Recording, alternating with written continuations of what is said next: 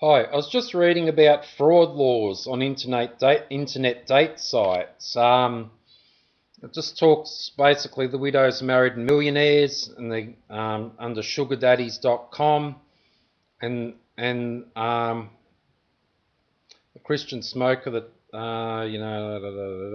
they all want to date you. Well, maybe not you, but someone you could pretend to be with a little imagination and a working laptop. Everybody is blonde and skinny, and that can be a problem. Consider the number of marriages ending because one of the parties just met one of their true loves on Yahoo Personals. And what this person's saying, as a divorce lawyer recently told lawyers in the US, a client will come in, man or woman, and so they've met someone across the country they want to marry. When I ask them, have you met at all? The answer is no. I just know this is my soulmate. Some legislators and lawyers are clamoring for something to be done about the great abundance of fraud and heartbreak on the world of cyberlove. But really, how would that differ from trying to regulate what happens on the love boat? The biggest problem with internet dating is the snake oil. There is, for starters, a guy in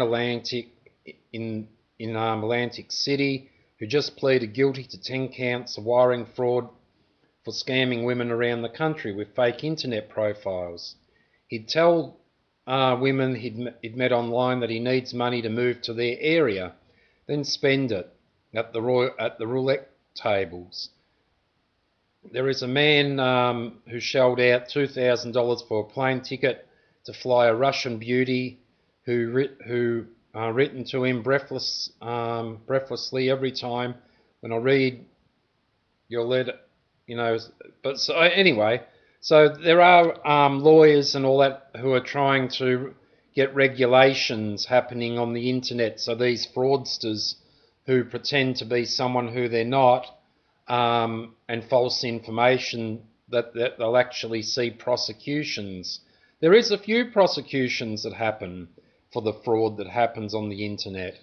I've got a couple of cases pending at the moment against a number of people, but until the laws are regulated, they can't continue with catching them in what they do in fraud.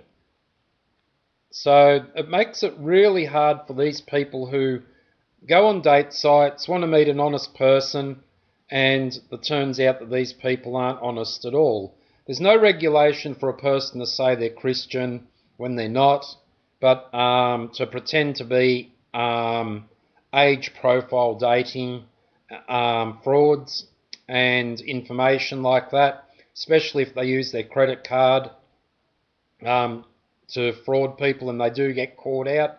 There is going to be some regulations on the internet coming soon, but when? We'll just have to wait.